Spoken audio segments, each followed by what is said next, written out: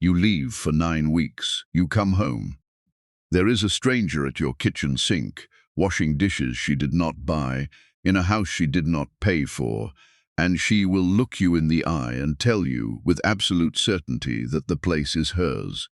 She has the papers to prove it. She has the woman from the Homeowners Association to back her up. And she has every neighbor on the street too afraid of that woman to say a word. That was the situation Keanu Reeves walked into on a soft autumn evening in Vermont. He was wearing the same grey t-shirt he had pulled out of his bag in Munich the day before. He was carrying a backpack older than the children inside the house, and the woman who had handed his keys to a family of 4 had no idea, yet, that the worst 10 minutes of her life were already on their way. It started in a small wooden inn at the edge of a Bavarian village. There was a man in the upstairs room. He sat by the window watching the last light slip behind the hills. A faded grey t-shirt, dark jeans soft at the knees, the kind of expression that did not match the kind of life most people would have guessed he led. On the table near his elbow rested a cold cup of tea, a worn notebook, and an old mechanical watch, the only piece of his father he still carried with him. He had finished 6 weeks of filming in Berlin 3 days earlier.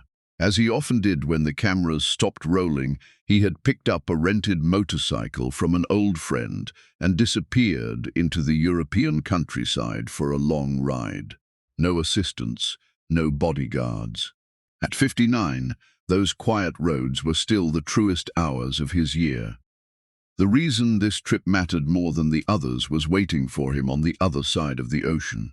A few months earlier, he had bought a small one-story house in a town tucked into Bennington County, Vermont, a place called Stonebrook Ridge. He had grown tired of Los Angeles, tired of the cameras outside the bookstores. He had wanted maple trees, he had wanted a porch, he had wanted to be a man people waved to without recognizing. The house was nothing fancy, a wide porch, a backyard that opened onto a soft hillside. He had paid for it in full and signed every paper with a kind older agent named Walter Pemberton. Then he had locked the front door, put the keys in his pocket, and flown to Berlin. Because privacy mattered to him more than almost anything, he had been careful. He gave the neighbors and the real estate office only the landline of the house itself. He did not put his name on the mailbox. The few neighbors who had waved had seen a quiet man in a flannel shirt unloading boxes from a rental truck, and they had waved back the way good neighbors do, with a smile and no questions. It was almost 11 o'clock at night in Bavaria when the phone began to vibrate softly on the wooden table. The message had been forwarded by his attorney, Sterling Ashcroft, a man who had handled his personal affairs for over a decade and who never bothered him at this hour unless something was wrong. Keanu, call this number. It's important. A neighbor has been trying to reach you for nearly 3 weeks. Below the note was a Vermont area code and a name he did not recognize. Eulalia Pendergast. He sat very still. He did not curse. He did not pace. He picked up the puffin and dialed. The voice that answered was older, gentle, worn thin around the edges with worry. Eulalia Pendergast apologized first, the way kind older women always do, for bothering him. Then she told him what she had been carrying for almost a month. About 5 weeks ago, a moving truck had pulled up to his house early one morning. A husband, a wife, 2 small children. They had begun unloading their belongings as if they were moving into their forever home. Eulalia had walked over politely to ask. The wife had answered with a strange certainty. This is our home now. We bought it. The HOA president handled everything. Eulalia had tried his landline. She had gone to Walter Pemberton's office, only to learn that Walter had taken an extended medical leave. Eventually, after weeks of trying, she had tracked down Walter's former assistant, a sharp young woman named Imogen, who had agreed, after some hesitation, to forward a message through the proper legal channel. He listened without interrupting. When she finished, he was quiet for a long moment. "Thank you, Mrs. Pendergast," he said. "You did the right thing. I'll be on the next flight home. I'm so sorry to be the one telling you this, dear. You have nothing to be sorry for. You're a good neighbor. I won't forget that." He set the phone down. He looked out at the dark fields one last time. He had come on this trip looking for peace. By 6 in the morning, he was standing in the pre-dawn light of Munich International Airport. The same grey t-shirt, the same scuffed boots. A baseball cap pulled low. Most travelers passing him took him for any other middle-aged man heading home. The flight across the Atlantic was a long one. He did not watch a film, he did not sleep. He opened the worn notebook and began to write. The name of the agent, the exact that he had signed, the reference number from the deed, the bank that had handled the wire transfer, every detail he could remember. The smaller commuter plane from Boston to Vermont bounced gently in the wind. He stepped off into the cool autumn air of Bennington Regional Airport just after 7:30 in the evening. The first taxi driver, an older man with a thick mustache, barely glanced at him. "Where to, friend?" "Stonebrook Ridge, Maple Hollow Lane, quiet little place, pretty in the fall." By the time the cab turned onto Maple Hollow Lane, the sky was deep blue and the porch lights had all come on. He paid the driver, tipped him generously, and stood for a moment on the cracked sidewalk. He did not walk toward his own house. He turned the other direction and walked 2 doors down. He could already see warm yellow light glowing through the front window of a small wooden cottage. He knocked gently. The door opened almost immediately. Small, grey-haired, a faded blue cardigan. Tired, red-rimmed eyes that lit up the moment she saw him. "Oh," Eulalia Pendergast whispered, "thank goodness you're here." He gave her a small smile. Behind him, somewhere down the dark street, a porch light flickered on at a house he could not yet see clearly. A house that on paper belonged to him. A house that somehow no longer did. She led him into a living room that smelled faintly of cinnamon and old books. A worn armchair near the fireplace, a steaming mug of coffee. "You drink it black, I'd guess. Most quiet men do." He took a slow sip. Then she drew a long breath and began to fill in the parts she had not been able to say over the phone. The woman who had handled everything was Gretchen Vandermeer, the president of the Homeowners Association. Eulalia spoke the name with a weariness that suggested years of small grievances. Gretchen had run the HA for almost 7 years now. She fined people for trimming hedges on the wrong day. She sent angry letters about flower pots placed on the wrong side of a porch. She had once threatened to sue a retired schoolteacher because the woman's grandchildren had drawn chalk hearts on the sidewalk during a birthday party. "She walks around with a clipboard," Eulalia said softly, as if it were a crown. 5 weeks ago, Eulalia had watched as a moving truck pulled into his driveway. The woman directing the movers wore pearl earrings, a pink blazer, and pumps that clicked sharply against the stone path. A young couple followed her up the steps. The wife had stopped on the porch and looked at the house the way some people look at miracles. The look of a woman who had spent every dollar she had to give her family a future. He set the mug down and pulled out his phone. Vermont allowed anyone to look up real estate records online for free. He typed the address. Within seconds, the official record appeared. The owner of record was Keanu Charles Reeves, date of purchase 4 months ago. No transfers, no liens. He turned the screen so Eulalia could see. "Then they don't own it," she whispered. "No, they don't. And whoever sold it to them never had the right to." He dialed Sterling Ashcroft. Sterling answered on the second ring. "Don't confront her tonight," Sterling said. "Let me make a few calls first. We are going to handle this the right way." "I will. And Sterling, there's a family inside that house. 2 children. Then we'll need to be even more careful. They may not be the criminals here." A knock came at the front door. 3 short, polite taps. Tall, white hair cropped close, a deep red flannel shirt, and the kind of careful, observant eyes that never quite stopped scanning a room. "Mr. Reeves. My name is Hollis Crenshaw. I live across the street from you." I'd like to talk with you if you have a moment. The grip was firm, dry, and unhurried, the grip of a man who had done his share of serious work in this world. Eulalia brought a second mug of coffee. Hollis settled into the chair beside the fire and pulled a thick brown notebook from his satchel.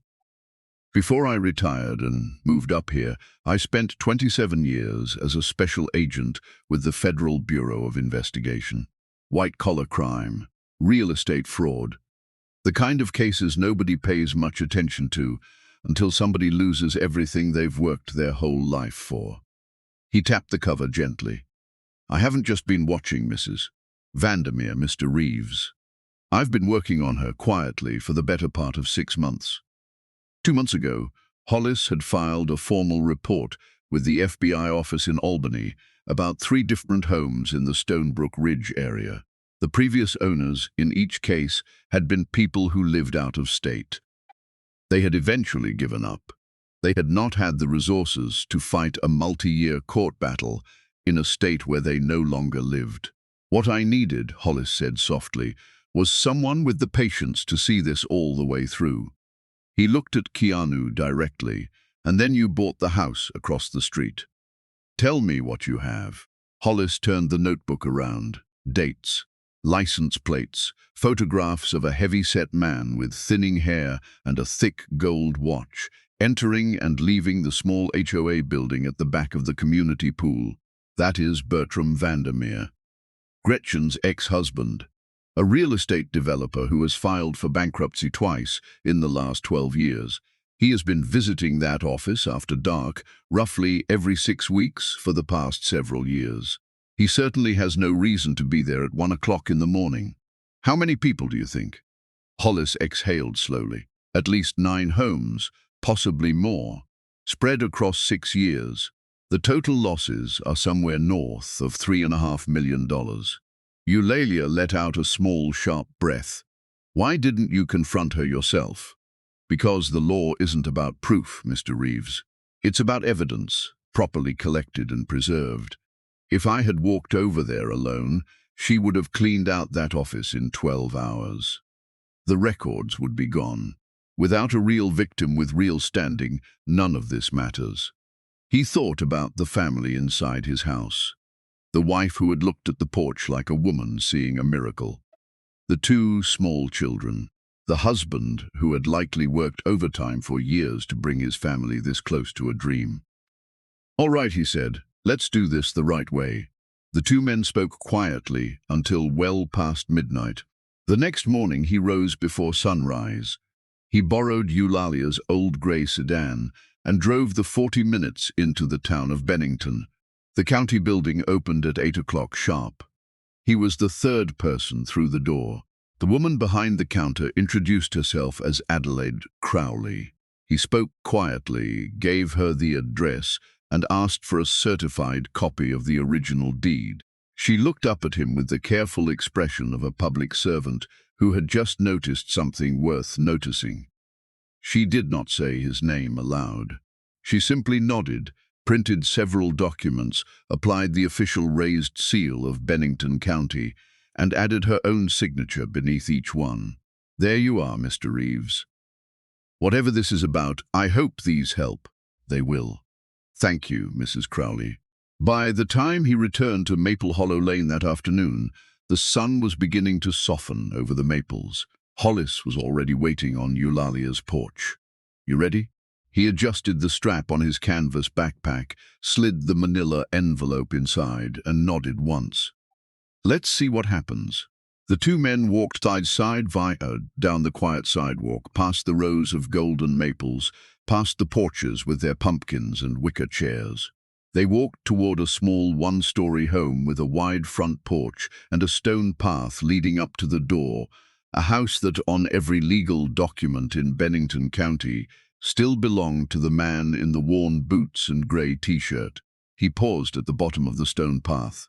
Then he climbed the 3 wooden steps slowly. He raised his knuckles and gave 3 soft, polite knocks. Footsteps inside. The door opened. Small. Brown hair pulled back into a tired ponytail. a grey sweatshirt over jeans, hands faintly smelling of dish soap, soft, alert eyes. "Good afternoon, ma'am," he said. "My name is Keanu. I think we need to talk." She did not answer right away. She held the door frame with one hand. Then something in her expression shifted, not from fear. Something deeper. Something she had been quietly carrying for nearly a week. "The name on the letter," she said softly. "It was you, wasn't it?" He nodded once. She let out a long, careful breath. Then she stepped back from the door. "My name is Marcella Whitcomb. Please come inside." He gave Hollis a small nod. The older man stayed on the porch. Keanu stepped through the doorway and into the front hall of his own home. Children's drawings taped to the wall by the kitchen. Small rain boots lined up neatly by the front mat. The smell of something simple cooking on the stove. He noticed them all the way a man notices things that belong to a careful family. She led him into the living room. From somewhere down the hallway came the soft sound of a child singing. "My husband is in the garage. I'll get him in just a moment. But before I do, can I ask you something?" "Please," she drew in a small breath. "Last week a piece of mail came to this address. A letter, postmarked from Berlin. The name on the envelope was Keanu Charles Reeves. When I asked Gretchen about it, she told me to throw it out. She said it was for the previous owner. But the postmark was from this year." She looked up at him. "I'm a night shift nurse. I notice things. I notice when people get nervous when they shouldn't. Gretchen got very nervous when I asked, so I didn't throw it away." He felt something soften in his chest. He was not standing across from an enemy. He was standing across from a woman who had quietly carried a small, true suspicion for a week, and who had been brave enough to keep one piece of paper that did not belong to her. "May I see it?" She walked to a small drawer in the kitchen and returned with a plain white envelope. She handed it to him with the careful steadiness of someone returning something to its rightful owner. He set the envelope on the coffee table and reached into his backpack. He pulled out the manila envelope from Adelaide Crowley. "Mrs. Whitcomb, I want to show you something. Take all the time you need." He spread the documents across the coffee table. The deed, the wire transfer records, the date stamps. Adelaide's signature beneath the raised county seal. Marcella leaned forward. Her face did not change, but her hands, folded in her lap, began to tremble. She rose without a word, walked to the back door, and called out softly toward the garage. "Desmond, honey, please come inside, right now." A few moments later, a tall man in his mid-30s appeared in the doorway, dark hair beginning to silver at the temples, a smudge of motor oil on his jaw, broad, capable hands. He stopped when he saw Keanu sitting in his living room, and his shoulders went tight in the way a husband's shoulders do when he senses something is wrong with the woman he loves. "Marcella." She took his hand and led him to the coffee table. He read the documents twice, then a third time. Then he looked up at his wife with a face that had gone pale beneath the tan of years working in a garage. Marcella's voice broke as she spoke the words, "Desmond, honey, we've been robbed." He sat down very slowly, as though the floor itself had started to shift beneath him. For a long moment, no one spoke. The little girl was still singing somewhere down the hallway. A small boy's laughter joined hers. Marcella sat down beside her husband and took his hand. Her shoulders began to shake. Keanu let them have the moment. He did not rush them. What they had just lost was not something an apology could repair. After a long while, Desmond raised his head. "Mr. Reeves, I swear to you on my children's lives, we did not know. Every dollar we paid that woman was real money. 14 years of savings, I know. I knew the moment I walked in here, you're not part of this. You're victims of it." He nodded toward the front door. "There's a man on the porch named Hollis Crenshaw. He's a retired federal agent. He's been investigating Mrs. Vandermeer for 6 months. May I bring him in?" Marcella nodded. Hollis walked in and explained, gently and clearly, what had happened. By the time he finished, both Marcella and Desmond understood the full weight of what had been done to them. Then Marcella stood up. I want to be the one to call the police, she said. That's exactly the right thing to do, Mrs. Whitcomb. She picked up her phone with hands that no longer trembled. This is Marcella Whitcomb at 42 Maple Hollow Lane in Stonebrook Ridge. My family is the victim of a real estate fraud. I need officers, and I need someone from the Financial Crimes Division, if there is one available. While they waited, Keanu walked slowly down the hallway. He stopped at the doorway of a small bedroom, where a little girl with a stuffed rabbit was sitting on the floor. "Hi," she said. "Hi there, Lily." "I'm 7. That's a beautiful name, Lily." She studied him for a moment. Then she pointed at his pocket. "Do you have anything good in there?"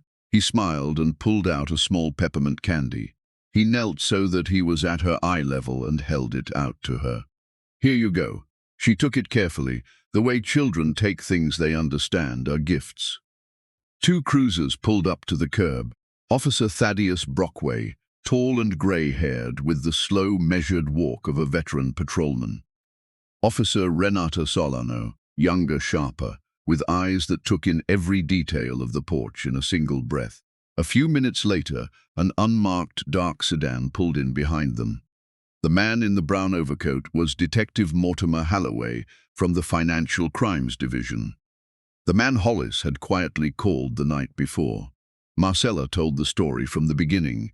She did not embellish, she did not blame. She walked through the facts the way a good night shift nurse walks through a patient's chart, calmly, in order, without missing a single detail. Officer Solano studied the documents. She read the deed.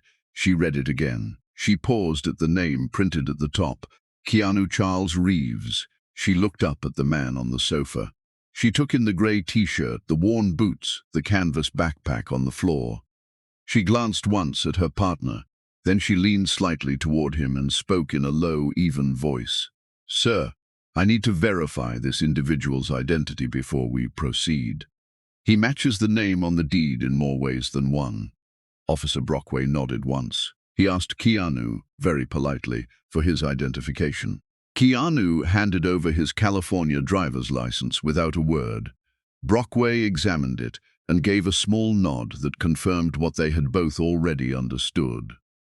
They were professionals, and they kept their work professional. "Officer Brockway, would you ask Mrs. Vandermeer to come down to this address, right now? Don't tell her why." 12 minutes later, a white Cadillac pulled up to the curb, pearl earrings, pink blazer, clipboard tucked firmly under her arm.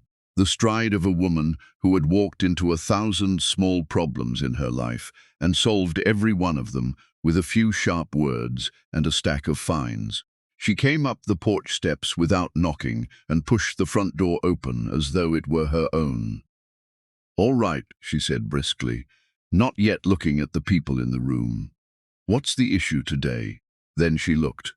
Officer Brockway by the fireplace, Officer Solano at the dining room table, Detective Halloway with his notepad open, Hollis Crenshaw watching from across the room, and the man on the sofa in the grey t-shirt and the worn boots. The clipboard slipped a quarter of an inch under her arm. "What?" she began, and her voice did something it had not done in years. It cracked. "What is going on here?" Keanu spoke for the firm here, whose voice was unsteady. "Mrs. Vandermeer. I came home yesterday, and another family was living in my house." She drew herself up, the trained reflex of 7 years in charge. "You are mistaken. I sold that property in full compliance with—" "You sold what wasn't yours. The HOA has authority over—" "The HOA has authority over hedges," he said. "Not deeds. You know that. Every president of every HOA in this country knows that. You don't understand. The previous owner had abandoned." "I am the previous owner," he said quietly. "I am also the current owner. The deed is on that table. The wire transfer is on that table. The county seal is on that table. Tell me in front of these officers what authority you used. Say it out loud." Her chin lifted, one last attempt. "I have served this community for 7 years. There are protocols. There are circumstances I am not at liberty to discuss in front of strangers, and I will be speaking to my own attorney before I—" "Mrs. Vandermeer," The attorney is fine. He should be present, but the question stays the same. Where did you get the authority to sell my house? She opened her mouth. She closed it. She opened it again. Nothing came out. Detective Holloway rose from his chair. He laid 2 stacks of papers on the dining room table, side by side. On the left, the certified deed with its raised seal and Adelaide Crowley's careful signature. On the right, the papers Gretchen had given the Whitcomb family. No county seal, no recorder's stamp, no legal weight at all. Mrs. Vandermeer, would you like to tell us, in your own words, where you obtained the legal authority to transfer this property? This is a misunderstanding, she said. But the voice that came out of her was not the voice that had ruled this neighborhood for 7 years. She turned as though she might walk back out the front door. She did not get the chance. Officer Solano had already moved between her and the doorway. Mrs. Vandermeer, please put the clipboard down on the table and place your hands behind your back. For a single long moment, Gretchen did not move, and then, all at once, she did. The clipboard slipped from under her arm and clattered onto the wooden floor. Her shoulders sagged. The pearl earrings caught the light from the lamp on the side table as she turned slowly and offered her wrists. It was exactly 10 minutes from the moment she had walked through the front door. As Officer Solano fastened the cuffs, Gretchen lowered her head. Her voice, when it came, was barely more than a whisper. You don't understand. It wasn't supposed to be him. Detective Holloway stopped his pen mid-word. Officer Solano led Gretchen out the front door, down the porch steps, and along the stone path. The setting sun cast long copper shadows through the maple trees. A few neighbors had begun to gather quietly on their porches, watching in silence. Gretchen did not cry. She did not shout. She simply walked, her chin no longer raised, her pumps no longer clicking with authority. The sound of a woman whose entire kingdom had collapsed in the time it took to boil a pot of tea. By midday the following morning, the small white building at the back of the community pool was cordoned off with yellow tape. A judge had signed the warrant just after 10 o'clock. 2 evidence technicians arrived with empty boxes and gloved hands. The smell that greeted them when Holloway opened the door was the smell of every small office in every small town in America. Old coffee, old paper. The faint perfume of someone who had worked in the same chair for too many years. It was Hollis who noticed the painting, a vase of pink and yellow roses on a windowsill. Unremarkable, except that it was hanging exactly half an inch lower on the right side than the left. He had spent 27 years walking into offices that did not want to be walked into, and he had learned early to pay attention to anything that seemed too carefully placed to be casual. He stepped behind the desk and lifted it from the wall. Behind it, set into the drywall, was a small black safe. The technicians worked on the lock for almost 40 minutes. When the door finally swung free, Holloway pulled out a thick black leather binder, falsified property transfer documents for 13 separate homes. Not 9. 13, stretched across 6 full years. Beneath the contracts, a hand-drawn ledger that recorded the gross proceeds of each sale and the final split. 60% to Bertram Vandermeer. 40% to Gretchen. This wasn't her plan, Holloway said quietly. This was his. It was both of theirs by the end, Hollis answered. But yes, he started it. The total came to $4.2 million. Most of it had gone to Bertram. A great deal had been spent. On cars. On a small condominium in Tampa, registered under a false name. On watches that no honest man could explain owning. In a small interview room at the Bennington County Sheriff's Office, Gretchen sat at a metal table with her hands folded in front of her. The pink blazer was gone. The pearl earrings had been collected with the rest of her personal effects. Without the makeup, her face looked older and more human than anyone who had ever lived under her rule had imagined possible. Holloway laid the black leather binder on the table between them. He did not open it. What I would like to understand is how this began. For a long moment, she did not speak. "He came to me 6 years ago," she said. "After the second bankruptcy, he told me there was a way to make everything right again. He said it would just be paperwork. Just paperwork." The first house belonged to a widower in Maine. The man had not been to Stonebrook Ridge in over a year. Bertram said he would never know, and he didn't. The check cleared. We split the money, and nothing happened. And then there was a second house, and then a third, she whispered. And by the fourth, I wasn't asking questions anymore. He listened in silence. When she had finished, he reached into a folder beside his elbow and pulled out a single photograph. Gretchen, from earlier this same year, stepping out of a brand-new white Cadillac in front of a luxury spa in Burlington, a fur-trimmed coat. Behind her, a valet unloading 3 large shopping bags from a high-end boutique on Church Street. "You weren't trapped, Mrs. Vandermeer. You were comfortable." She looked at the photograph for a long time. She did not argue. She simply nodded once, very slowly, and lowered her head again. The Whitcombs had been the 11th family in 6 years. 2 of the previous victims had passed away during the years their stolen homes were being lived in by other families. The remaining 9 had walked away, defeated after months of trying to fight. Hollis was instrumental over the next 72 hours in helping the FBI's Albany office track down Bertram Vandermeer. They found him in a small rental apartment in Tampa, living under a false name with a packed suitcase by the door and a one-way ticket to Costa Rica scheduled for the following morning. He did not resist. He simply sat down on the couch when the agents knocked and said, "All right, let's go." The investigation widened into a third name. Over the past 2 years, Gretchen had transferred a total of $40,000 to a woman named Cordelia Bexley, her closest friend in the neighborhood. When Holloway laid out the full ledger of payments, payment dates that lined up exactly with the dates of 3 of the fraudulent home sales, Cordelia's composure crumbled. She had said nothing because Gretchen was her friend, and because the small monthly transfers had paid for the new kitchen Cordelia had always wanted. The story might have ended there for many small towns, quietly, behind the closed doors of a sheriff's office, but Stonebrook Ridge, after 6 years of being held under one woman's clipboard, was not in a mood to be quiet.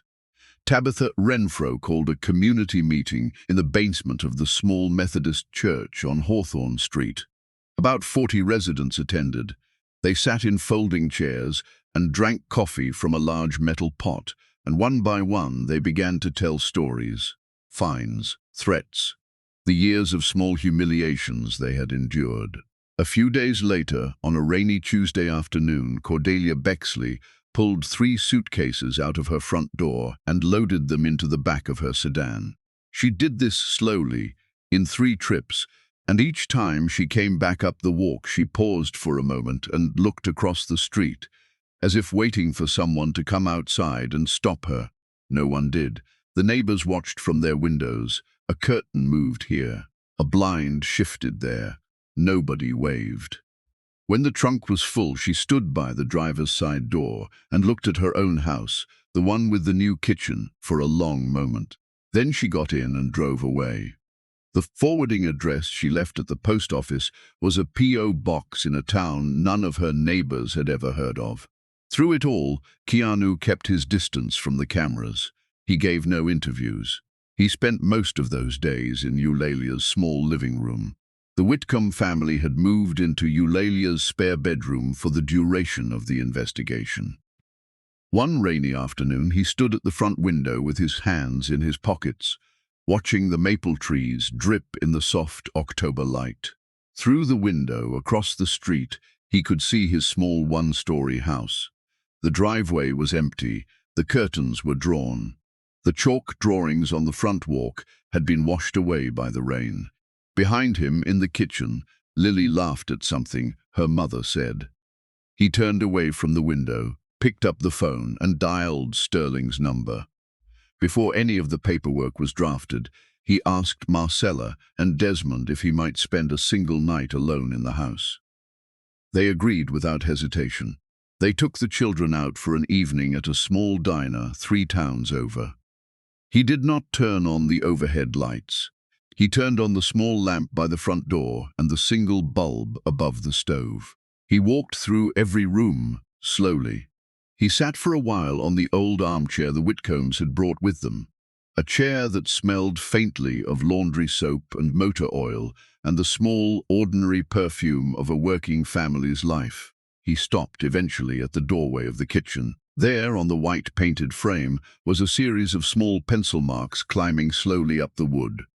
Owen, age 3 years and 8 months. Owen, age 4. Beside the marks for Owen were others, taller, dated further back. Lily, 6. Lily, 6.5. Lily, the day she lost her first tooth. The Whitcombs had taken the time, in the chaos of moving in, to transfer the careful record of their children's growth from one doorframe to another. He sat down on the wooden floor in front of the doorframe. He looked at the small pencil marks for a long time. He placed his palm gently against the lowest of Owen's pencil marks. Some homes, he said quietly to no one, are meant to grow children, not silence. He sat there for a long while in the soft dark. When he finally rose, he knew exactly what he was going to do. 2 weeks later, on a clear and cold autumn Saturday, he invited the Whitcomb family to meet him at the Maple Spoon. He chose a small wooden table by the front window, ordered 4 hot chocolates and 1 cup of black coffee, and waited. He laid a thick brown folder on the table. "I don't know exactly when it happened," he said. "It might have been the night I sat in that house alone. It might have been earlier. But somewhere between the moment I walked into your living room and the moment I picked up the phone to call my lawyer, I realized something. That house was never really my dream. I bought it because I wanted peace, and I will find peace. But I'm going to find it somewhere else." He turned the folder around and slid it across the table to them. "I've started a foundation. It's called the Open Hearth. It will purchase the house from me at fair market value so that everything is properly handled with the law. It will then place the home in a long-term lease arrangement with your family at a token rent for the next 5 years. At the end of those 5 years, you will have the option to purchase the home from the foundation for $1. Sterling will also represent your family free of charge in a separate civil action to recover your $485,000 from the seized assets of Mr. and Mrs. Vandermeer." He paused. "In exchange for any of this, I am asking only one thing. When the time comes, somewhere in your lives, that you have the means to help another family in trouble, I am asking that you do it. I don't need to know about it. I don't need a record. I don't need a thank you. Just do it. And teach your children to do it."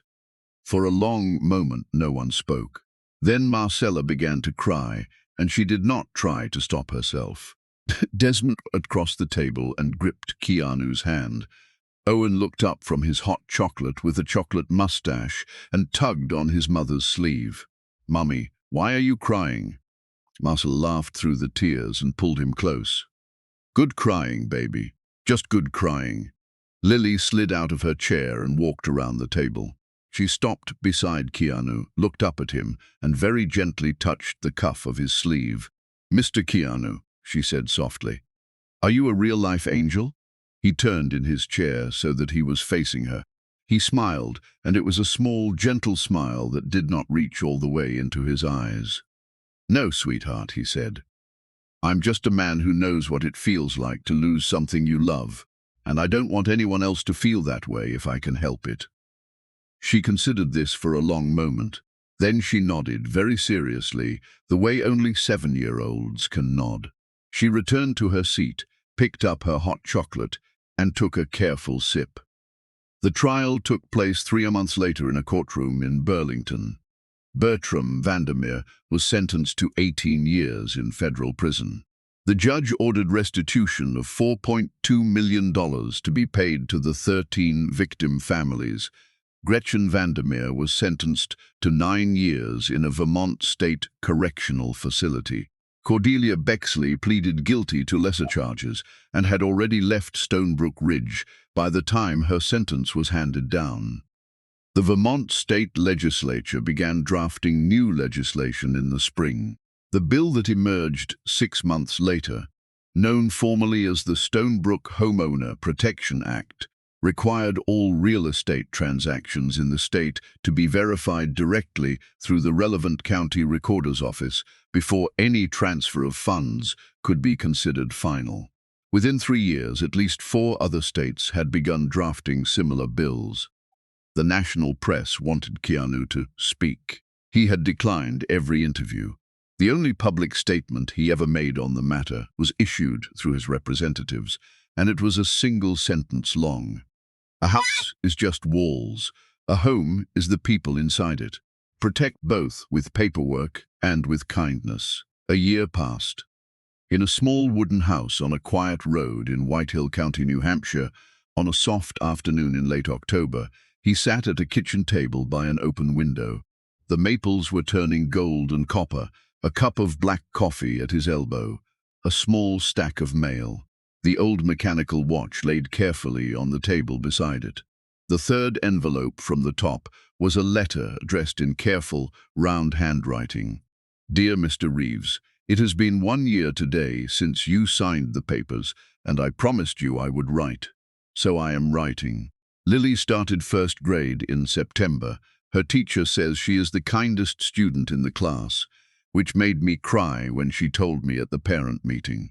Owen is 5 now and has finally learned to ride his bicycle with training wheels. He says he wants to be like Mr. Keanu when he grows up, although he is not entirely sure what Mr. Keanu does for a living. I have not corrected him. I think his version is better than the truth. Desmond is doing well at the new shop. They made him head mechanic in March. But I wanted to tell you something else. 3 weeks ago, a young woman named Joanne Holbrook moved into the small apartment building at the end of our street. She is a single mother. She had just lost her job and was about to be evicted. Desmond and I paid her rent for 3 months, with money we were able to set aside because we have not had to pay for this house. I helped her get an interview at the hospital where I work as a nurse. She started last Monday. You said to pass it on. We did. And we will keep doing it every year, for as long as we live. With love and gratitude, Marcella, Desmond, Lily, and Owen Whitcomb. He read the letter twice. Then he folded it carefully, slipped it back into its envelope, and walked across the kitchen to a small wooden drawer beside the refrigerator.